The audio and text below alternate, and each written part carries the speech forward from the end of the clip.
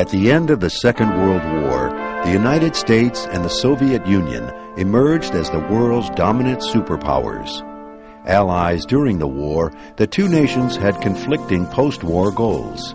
The United States wanted to extend its principles of democracy and capitalism throughout war-weary Europe and to developing third world countries, while the Soviet Union was much more interested in surrounding itself with a buffer of communist nations in Eastern Europe.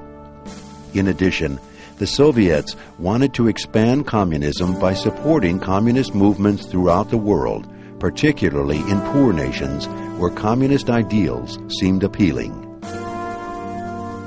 The resulting clash between the U.S. and the Soviet Union led to a tense, bitter competition between the two countries for the next 5 decades, the Cold War. While the two countries never actually went to war with each other, they battled indirectly in places around the world. It was this struggle between the United States and the Soviet Union that brought the world as close as it's ever come to a full-scale nuclear war.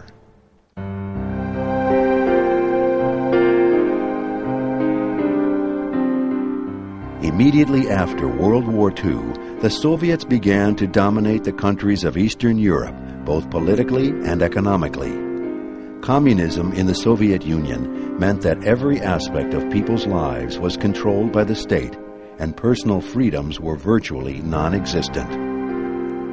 Hoping that post-war Europe would develop according to the ideals of democracy and free enterprise, the U.S. greatly feared the spread of communism. In 1946, former British Prime Minister Winston Churchill warned America and the world that Soviet expansion would not stop at what he called the Iron Curtain, an imaginary line that separated the countries in Western Europe from the countries under Soviet domination in Eastern Europe. U.S. President Harry S. Truman was also worried about the spread of communism around the world and developed the Truman Doctrine, a policy of aiding nations threatened by communist uprisings.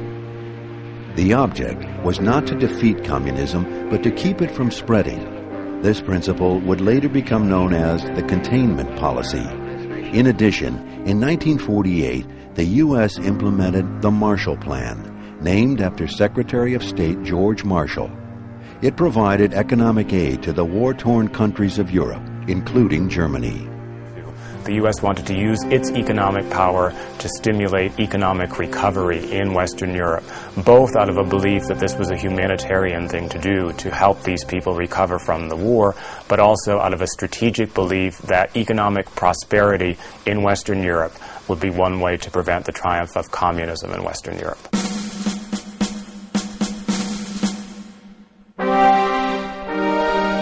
The first direct confrontation between the U.S. and the Soviet Union came shortly after the end of World War II. The Allies had divided Nazi Germany into 4 parts or zones, each occupied by one of the victors: the U.S., Great Britain, France, and the Soviet Union.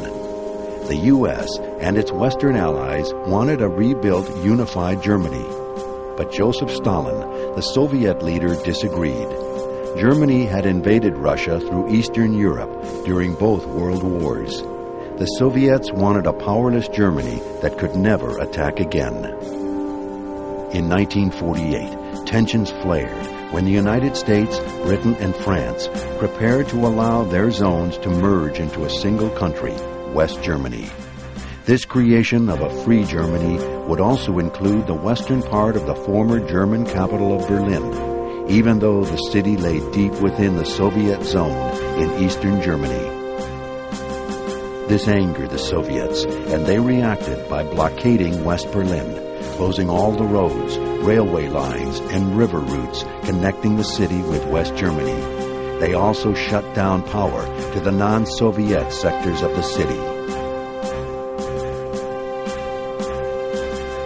To show the Soviets that the Allies would not abandon West Berlin, President Truman and the Western Allies set up a massive airlift of food, fuel, and other supplies to the over 2 million West Berliners.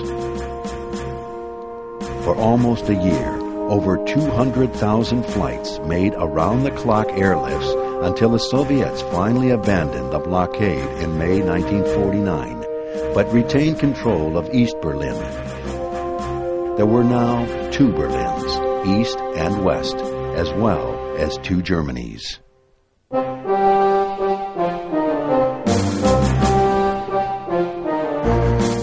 The United States was not alone in fearing Soviet aggression and the spread of communism.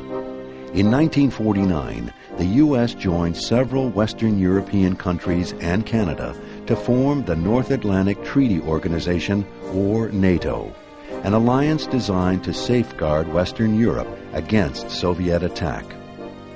The treaty provided that if one member was attacked, it was considered an attack on all the member nations. NATO also encouraged political, economic, and social cooperation among its Western European members.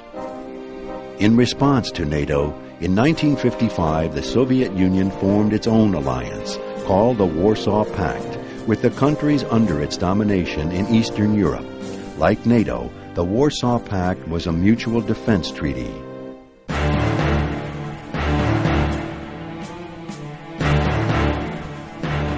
Though Cold War tensions were high, the U.S. felt secure in the belief that it was the only nation on Earth with enough money and the technology to build atomic weapons. But on September 3, 1949, an American B-29 aircraft patrolling the North Pacific detected radioactivity high in the atmosphere. There was only one conclusion: the Russians had successfully tested an atomic bomb. President Truman's announcement of the news sent a shockwave through the United States and Western Europe. Now that the Soviet Union had the bomb, a nuclear arms race began between the superpowers. It would continue for the next 40 years, with the U.S. and the Soviet Union locked in a bitter and dangerous contest to develop weapons of mass destruction. Soon after the Soviets tested the atomic bomb, the U.S. suffered another shock. Chinese leader Chiang Kai-shek, whose government had been friendly to the U.S., was overthrown by Chinese communists led by Mao Zedong. Between China and the Soviet Union, a large portion of the world's population was now communist. Not long after the communist takeover of China, the U.S. policy of containment faced its first military test. After World War II, the Korean Peninsula had been divided into two sectors. The North was governed by communists, who were supported by the Soviet Union. The U.S. backed anti-communist South Korea. In June 1950, North Korean soldiers invaded the South. Fearing further spread of communism, President Truman sent U.S. troops to Korea under the flag of the United Nations. During the first few months of the war, the U.S. and United Nations troops drove the communists back into North Korea. But with aid from China, the North Koreans again advanced to the south and for 3 years fought along the border between the two countries. The war eventually ended in a stalemate, with both sides retaining control of almost the same territory they had before the war. The United States and its allies, however, had shown they were willing to fight to prevent communist expansion. The Korean War only underlined the continuing tensions between the U.S. and the Soviet Union. Then, in 1957, Russia launched a rocket that put Sputnik, the world's first artificial satellite, into orbit around the Earth. To many Americans, it was an alarming development. They feared that the Soviets were capable of reaching the United States with rocket-launched missiles. The United States had believed that its technological prowess that had created the vast war materials of World War II and then had invented the atomic bomb and the hydrogen bomb were its ultimate defenses against the Soviet Union. And with Sputnik, it seemed that the Soviet Union had now not only stolen the secret weapon of scientific prowess, but was now supreme in this area. So that was a tremendous blow to American self-confidence. Responding to Sputnik in 1958, the U.S. government created the National Aeronautics and Space Administration, NASA, to build an American space program. Many Americans expressed alarm that the U.S. was falling behind in the nuclear arms race.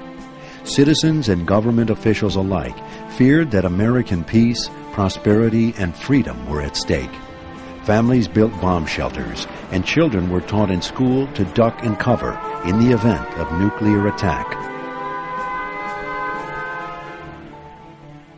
On May 1, 1960, just as the U.S. and the Soviet Union prepared to meet to discuss reducing tensions, the Russians announced they had shot down an American U-2 plane over their territory. After first denying the plane's real mission, President Dwight D. Eisenhower was forced to admit that the U.S. had been accumulating information on the status of Soviet arms through the use of ultra-secret spy planes. Nikita Khrushchev, the Russian head of state, stormed out of the summit meeting in Paris before it even began, dashing hopes for an agreement on curbing the arms race.